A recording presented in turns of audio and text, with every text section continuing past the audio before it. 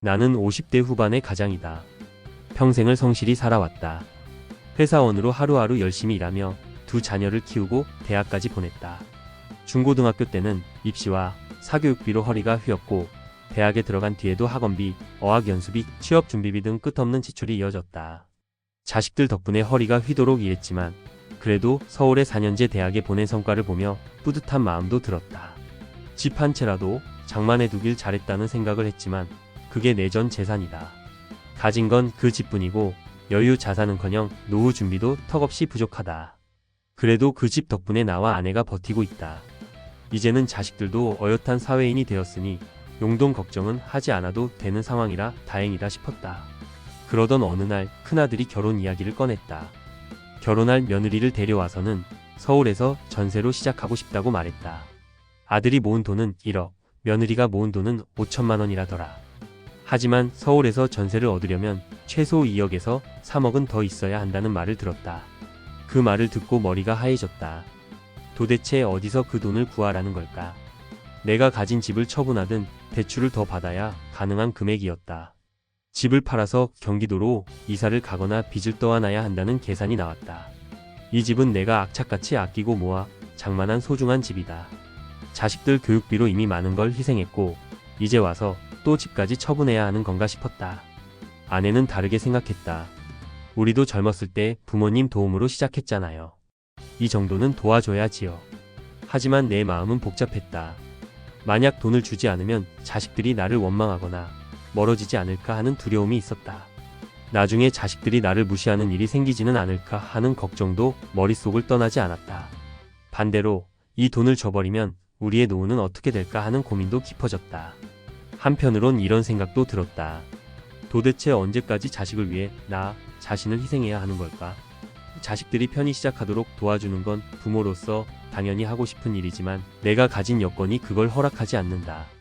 내 노후 준비가 부족한 상태에서 이런 큰 돈을 지원하면 나와 아내는 나중에 어떻게 살아가야 할지 막막하기만 하다. 솔직히 나는 우리나라 결혼 문화가 이상하다고 생각한다. 왜 부모가 자식 결혼을 위해 모든 걸 희생해야 한다는 걸까? 자식들은 결혼 준비를 하면서 왜 부모의 도움을 당연히 기대할까? 온라인에서 보니 부모가 결혼 지원을 해주지 않는다고 불평하는 글들도 많더라. 그러면서도 부모를 존중하지 않는 자식들까지 있다는 이야기를 들으면 답답하기만 하다. 우리 세대는 열심히 일해서 자식들을 키우고 그 과정에서 노후 자산을 축적하지 못한 경우가 많다. 가진 건 집 한 채가 전부인 경우가 대부분이다. 그런데 이 집을 팔아서 자식에게 준다면 나중에 나는 뭐로 살라는 걸까? 또 요즘 자식들이 부모 노후를 돌볼 거라고 기대할 수도 없는 세상이 됐다. 그러니 자식에게 결혼 자금을 지원하면서도 노후를 걱정하지 않을 수 없다. 나는 자식들에게 왜 성인이 되어서도 부모의 지원을 받는 걸 당연시 여기는가? 묻고 싶다. 우리는 자식들에게 자립심을 키워주지 못한 책임이 크다. 자립보다는 의존하는 성인을 만들어 온 것도 결국 부모인 나의 잘못일지 모른다. 하지만 지금이라도 자식들이 자립할 수 있도록 도와주는 게 진정한 부모 역할이라고 생각한다. 하지만 나는 아들을 위해 내 스스로를 희생하지 않기로 결정했다. 결론적으로 나는 내 삶의 주체로 살아가야 한다고 다짐했다. 자식의 요구가 아무리 크더라도 내 노후를 포기하고 싶지는 않다. 나는 자식들에게 필요한 건 부모의 돈이 아니라 스스로 서는 힘이라고 믿는다. 나는 아들에게 묻고 싶다. 그 며느리 될 사람이 그 여자가 너를 정말 사랑하느냐고 묻고 싶다. 너는 이 결혼을 어떤 일이 있더라도 지켜낼 수 있느냐고 묻고 싶다. 너는 내 노후를 희생하여 마련한 돈으로 나중에 3년이고 5년이고 지난 뒤에 이혼하여 내 전 재산을 날리지 않을 자신이 있느냐고 묻고 싶다. 지금의 50대들은 바보가 아니다. 지금의 60대들도 바보가 아니다. 나는 내 아들에게 묻는다. 너는 이 사람과 이 요청에 자신이 있느냐고 묻고 싶다. 그렇다면 정말로 내 사랑에 자신이 있다면 아들아 너는 나에게 이런 부탁을 하지 않았을 것이다.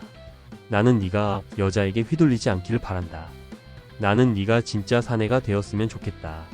미안하지만 나도 내 삶이 있으니 나는 내 삶을 지키고 나를 사랑하는 선택을 해야 한다고 생각한다. 자식들의 눈높이를 맞추기 위해 내 모든 걸 내놓는 건 더 이상 하지 않을 것이다. 내가 내 삶의 주인이 되고 나와 아내의 노후를 스스로 지키는 것이야말로 우리 가정을 지키는 길이라고 믿는다.